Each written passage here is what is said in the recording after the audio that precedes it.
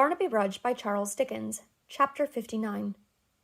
It is necessary at this juncture to return to Hugh, who, having, as we have seen, called to the rioters to disperse from about the warren and meet again as usual, glided back into the darkness from which he had emerged, and reappeared no more that night. He paused in the copse which sheltered him from the observation of his mad companions, and waited to ascertain whether they drew off at his bidding, or still lingered and called to him to join them. Some few, he saw, were indisposed to go away without him, and made towards the spot where he stood concealed, as though they were about to follow in his footsteps, and urge him to come back. But these men, being in their turn called to by their friends, and in truth not greatly caring to venture into the dark parts of the ground, where they might be easily surprised and taken, if any of the neighbours or retainers of the family were watching them from among the trees, soon abandoned the idea, and hastily assembling such men as they found of their mind at the moment, straggled off. When he was satisfied that the great mass of the insurgents were imitating this example, and that the ground was rapidly clearing, he plunged into the thickest portion of the little wood, and, crashing the branches as he went, made straight towards a distant light, guided by that and by the sullen glow of the fire behind him. As he drew nearer and nearer to the twinkling beacon towards which he bent his course, the red glare of a few torches began to reveal itself, and the voices of men, speaking together in a subdued tone, broke the silence which, save for a distant shouting now and then, already prevailed. At length he cleared the wood, and springing across a ditch, stood in a dark lane, where a small body of ill-looking vagabonds, whom he had left there some 20 minutes before, waited his coming with impatience. They were gathered round an old post-chaise or chariot, driven by one of themselves, who sat postillion-wise upon the near horse. The blinds were drawn up, and Mr. Tappertit and Dennis kept guard at the two windows. The former assumed the command of the party, for he challenged Hugh as he advanced towards them, and when he did so, those who were resting on the ground about the carriage rose to their feet and clustered round him. "Well," said Simon in a low voice, "is all right?" "Right enough," replied Hugh in the same tone. "They're dispersing now, had begun before I came away." "And is the coast clear?"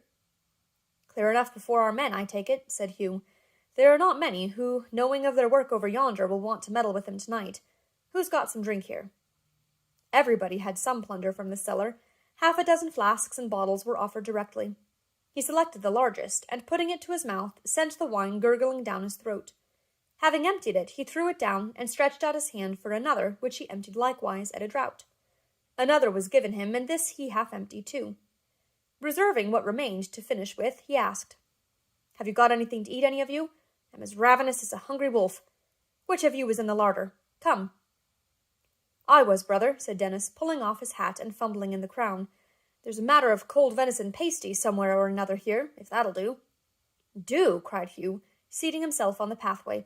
"Bring it out, quick! Show a light here, and gather round. Let me sup in state, my lads. Ha, ha, ha!" Entering into his boisterous humour, for they all had drunk deeply and were as wild as he, they crowded about him, while two of their number who had torches held them up, one on either side of him, that his banquet might not be dispatched in the dark. Mr. Dennis, having by this time succeeded in extricating from his hat a great mass of pasty, which had been wedged in so tightly that it was not easily got out, put it before him. And Hugh, having borrowed a notched and jagged knife from one of the company, fell to work upon it vigorously. "I should recommend you to swallow a little fire every day, about an hour after dinner, brother," said Dennis after a pause. "It seems to agree with you, and to stimulate your appetite." Hugh looked at him, and at the blackened faces by which he was surrounded, and stopping for a moment to flourish his knife above his head, answered with a roar of laughter. "Keep order there, will you?" said Simon Tappertit. "Why, isn't a man allowed to regale himself, noble captain?" retorted his lieutenant, parting the men who stood between them with his knife, that he might see him.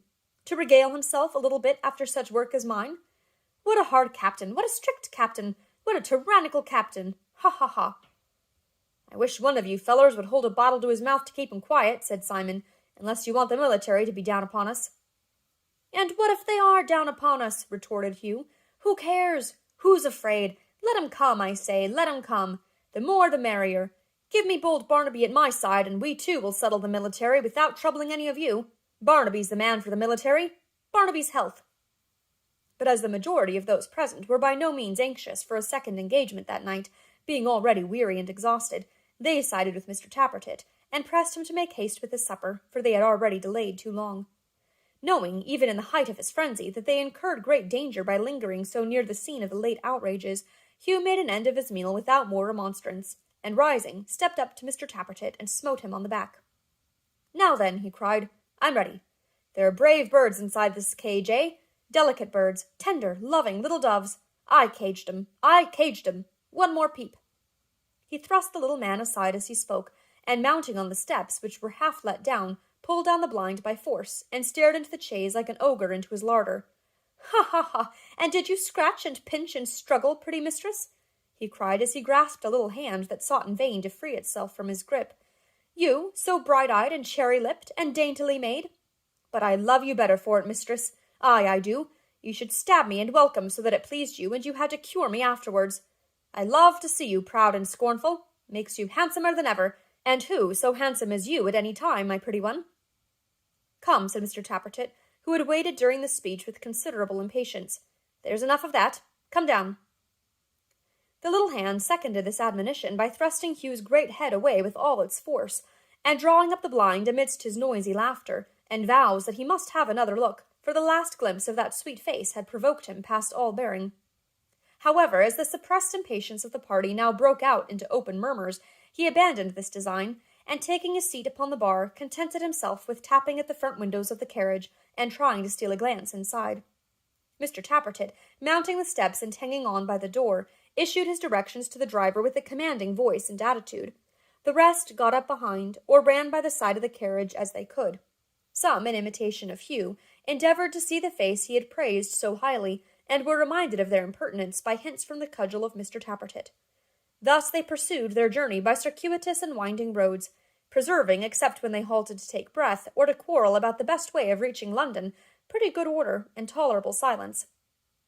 In the meantime, Dolly, beautiful, bewitching, captivating little Dolly, her hair dishevelled, her dress torn, her dark eyelashes wet with tears, her bosom heaving, her face, now pale with fear, now crimsoned with indignation, her whole self 100 times more beautiful in this heightened aspect than ever she had been before, vainly strove to comfort Emma Haredale, and to impart to her the consolation of which she stood in so much need herself. The soldiers were sure to come. They must be rescued. It would be impossible to convey them through the streets of London when they set the threats of their guards at defiance and shrieked to the passengers for help. If they did this when they came into the more frequented ways, she was quite certain they must be released. So poor Dolly said, and so poor Dolly tried to think, but the invariable conclusion of all such arguments was that Dolly burst into tears, cried as she wrung her hands what would they do or think, or who would comfort them at home at the Golden Key, and sobbed most piteously. Miss Haredale, whose feelings were usually of a quieter kind than Dolly's, and not so much upon the surface, was dreadfully alarmed, and indeed had only just recovered from a swoon. She was very pale, and the hand which Dolly held was quite cold, but she bade her nevertheless remember that under Providence much must depend upon their own discretion, that if they remained quiet and lulled the vigilance of the ruffians into whose hands they had fallen, the chances of their being able to procure assistance when they reached the town were very much increased, that unless society were quite unhinged, a hot pursuit must be immediately commenced, and that her uncle, she might be sure, would never rest until he had found them out and rescued them. But as she said these latter words, the idea that he had fallen in a general massacre of the Catholics that night, no very wild or improbable supposition after what they had seen and undergone, struck her dumb, and lost in the horrors they had witnessed, and those they might be yet reserved for, she sat incapable of thought, or speech, or outward show of grief, as rigid and almost as white and cold as marble. Oh, how many, many times in that long ride did Dolly think of her old lover, poor, fond, slighted Joe. How many, many times did she recall that night when she ran into his arms from the very man now projecting his hateful gaze into the darkness where she sat and leering through the glass in monstrous admiration. And when she thought of Joe, and what a brave fellow he was, and how he would have rode boldly up, and dashed in among these villains now, yes, though they were double the number, and here she clenched her little hand, and pressed her foot upon the ground. The pride she felt for a moment in having won his heart faded in a burst of tears, and she sobbed more bitterly than ever. As the night wore on, and they proceeded by ways which were quite unknown to them, for they could recognize none of the objects of which they sometimes caught a hurried glimpse, their fears increased, nor were they without good foundation. It was not difficult for two beautiful young women to find, in their being borne they knew not whither, by a band of daring villains who eyed them as some among these fellows did, reasons for the worst alarm. When they at last entered London, by a suburb with which they were wholly unacquainted, it was past midnight, and the streets were dark and empty. Nor was this the worst, for the carriage stopping in a lonely spot, Hugh suddenly opened the door, jumped in, and took his seat between them. It was in vain they cried for help. He put his arm about the neck of each, and swore to stifle them with kisses if they were not as silent as the grave. "I came here to keep you quiet," he said, "and that's the means I shall take. So don't be quiet, pretty mistresses. Make a noise, do, and I shall like it all the better." They were proceeding at a rapid pace, and apparently with fewer attendants than before, though it was so dark, the torches being extinguished, that this was mere conjecture. They shrunk from his touch, each into the farthest corner of the carriage, but shrink as Dolly would, his arm encircled her waist and held her fast. She neither cried nor spoke, for terror and disgust deprived her of the power, but she plucked at his hand as though she would die in the effort to disengage herself, and crouching on the ground with her head averted and held down, repelled him with a strength she wondered at as much as he. The carriage stopped again. "Lift this one out," said Hugh to the man who opened the door, as he took Miss Haredale's hand and felt how heavily it fell. "She's fainted." "So much the better," growled Dennis. It was that amiable gentleman. "She's quiet. I always like 'em to faint, unless they're very tender and composed." "Can you take her by yourself?" asked Hugh. "I don't know till I try. I ought to be able to. I've lifted up a good many in my time," said the hangman. "Up, then. She's no small weight, brother. None of these here fine gals are. Up again. Now we have her." Having by this time hoisted the young lady into his arms, he staggered off with his burden. "Look ye, pretty bird," said Hugh, drawing Dolly towards him. "Remember what I told you. A kiss for every cry. Scream if you love me, darling. Scream once, mistress. Pretty mistress, only once if you love me." Thrusting his face away with all her force, and holding down her head, Dolly submitted to be carried out of the chaise, and borne after Miss Haredale into a miserable cottage, where Hugh, after hugging her to his breast, set her gently down upon the floor. Poor Dolly! Do what she would, she only looked the better for it, and tempted them the more. When her eyes flashed angrily, and her ripe lips slightly parted, to give her rapid breathing vent, who could resist it? When she wept and sobbed as though her heart would break, and bemoaned her miseries in the sweetest voice that ever fell upon a listener's ear, who could be insensible to the little winning pettishness which now and then displayed itself, even in the sincerity and earnestness of her grief? When, forgetful for a moment of herself, as she was now, she fell on her knees beside her friend, and bent over her, and laid her cheek to hers, and put her arms about her, what mortal eyes could have avoided wandering to the delicate bodice, the streaming hair, the neglected dress, the perfect abandonment and unconsciousness of the blooming little beauty? Who could look on and see her lavish caresses and endearments, and not desire to be in Emma Haredale's place, to be either her or Dolly, either the hugging or the hugged? Not Hugh, not Dennis. "I tell you what it is, young women," said Mr. Dennis, "I ain't much of a ladies' man myself, nor am I a party in the present business, further than lending a willing hand to my friends, but if I see much more of this here sort of thing, I shall become a principal instead of a accessory. I tell you candid." "Why have you brought us here?" said Emma. "Are we to be murdered?" "Murdered!" cried Dennis, sitting down upon a stool, and regarding her with great favour. "Why, my dear, who'd murder such chickabiddies as you? If you was to ask me now whether you was brought here to be married, there might be something in it."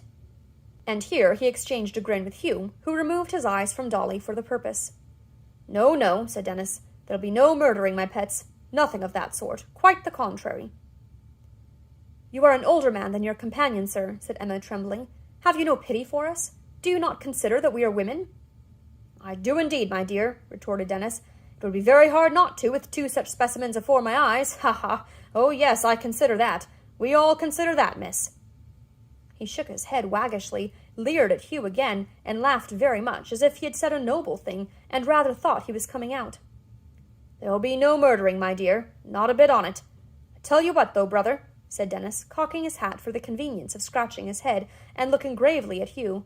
"It's worthy of notice, as a proof of the amazing equalness and dignity of our law, that it don't make no distinction between men and women.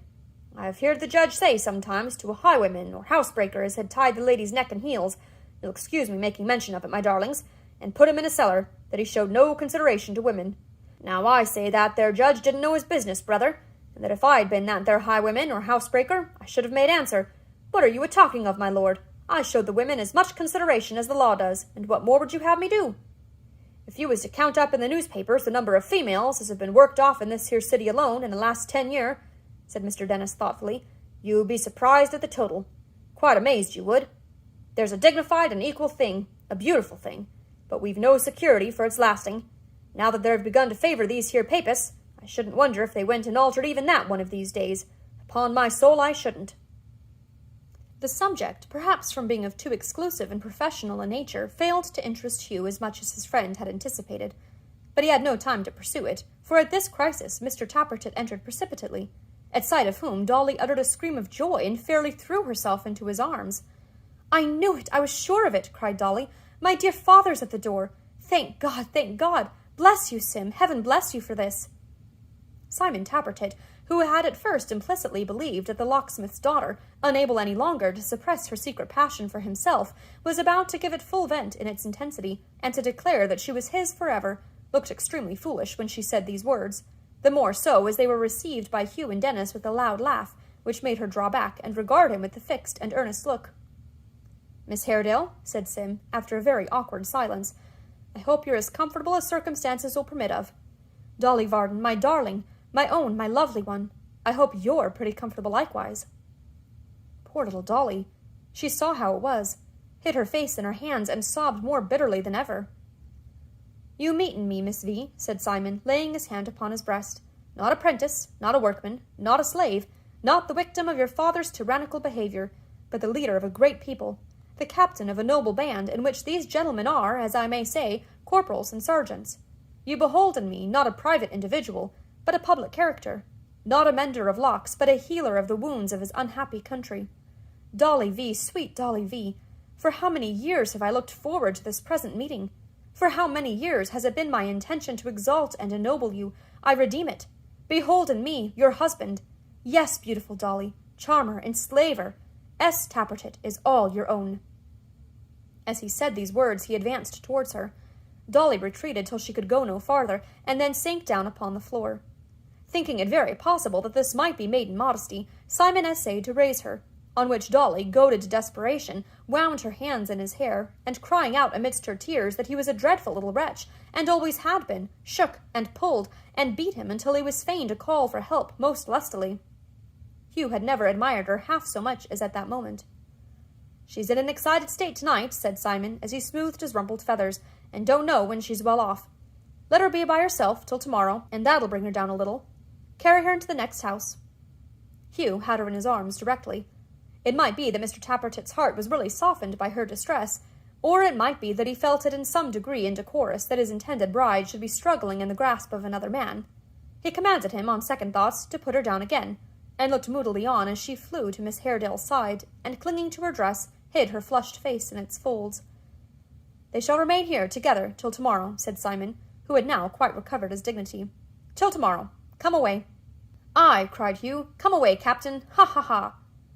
"What are you laughing at?" demanded Simon sternly.